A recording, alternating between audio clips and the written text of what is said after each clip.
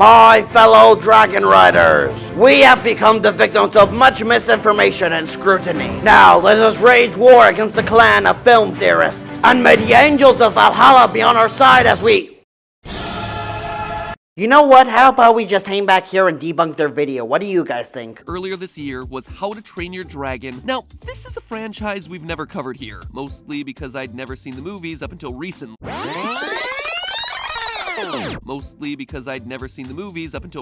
Yep, that's liable in court. So after an unfunny hot take about gritty original works over kid-friendly sequels, MatPat then has the audacity to say he now knows better than a franchise he got into about 30 seconds ago. Today I am gonna answer the question of, how do you train your dragon? And the answer is, not like you see in the movie. I mean, I know the movie makes it seem all magical and heartwarming. That's because it is! How to Train Your Dragon is a coming-of-age story. It's about Hiccup trailblazing his own path and accepting what makes him different, whilst growing up in a very brutish and narrow-minded Viking village, and proving that sometimes we need to understand the things that scare us, not be hostile towards them. A wise message that this theory is bound to overlook.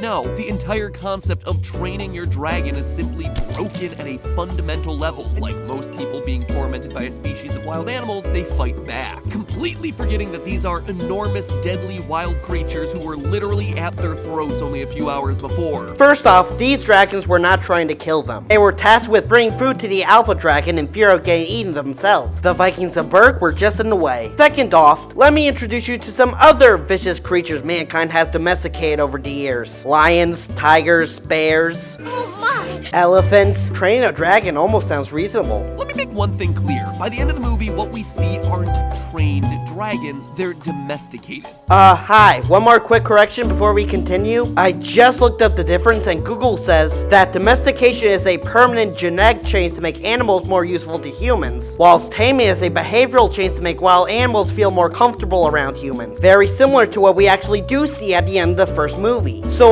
why don't we skip ahead a bit before I catch any more of these blatant inconsistencies? Mostly because I'd never seen the movies up until recently. Now, Hiccup, for all his supposed dragon knowledge, is not the example of proper training that the people of Berk should be following. What he does is dangerous, destructive, and worst of all, inhumane. Oh, the gods hate me. That may sound extreme until you take a second look at the events of this film without all the sappy, feel-good music. Well, even with the movie mute, I think it's plain to see what we're seeing here. A boy choosing to spare a life instead of taking one for the sake of glory. That same boy creating a prosthetic to help an injured animal fly again, so it won't die in the wild. But what does MatPat see? What happens to kick off this entire movie? Hiccup injures Toothless, wrecking his tail flap. Which we just established Hiccup makes amends for, because it was the right thing to do. Does he turn around and thank Hiccup? Does he tearfully tell him that he'll miss their companionship? No! He flies away. He tries to escape the human predator. Human predator? No! Toothless was startled by the strap going on his tail. Stop trying to replace this movie's narrative with your own. He even has the audacity to say that Hiccup intended the tail flap as a means to control Toothless. Except A, that was not the intention of the tail flap, and B, in the Christmas special, Gift of the Night Fury, we see that Toothless prefers to fly with Hiccup rather than solo, with no systems in place for control like MatPat would have you believe. How could you have overlooked what's been established to fans for years now? Oh wait. Mostly because I'd never seen... These types of accusations just go on and on and on for the rest of the video, while ignoring any and all context that just about anyone who can see this movie for themselves can plainly see. And then, after getting just about everything wrong, he then insists on giving us his own guide to training dragons. What Hiccup should have done if he were actually training a dragon, or any kind of reptile that even remotely resembles a dragon, because I want to give him a fighting chance here.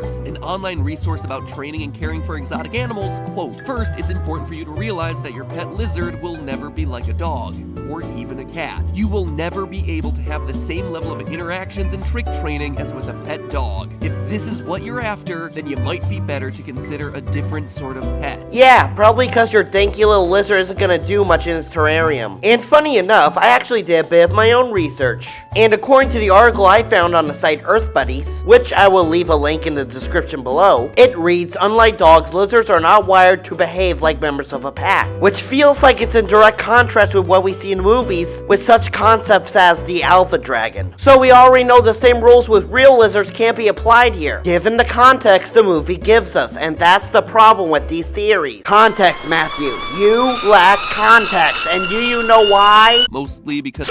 But there you have it, why MatPat was definitely on his phone during his How to Train Your Dragon binge fest. As always, thank you for watching, and of course, be sure to like, subscribe, and comment below. Theory debunked.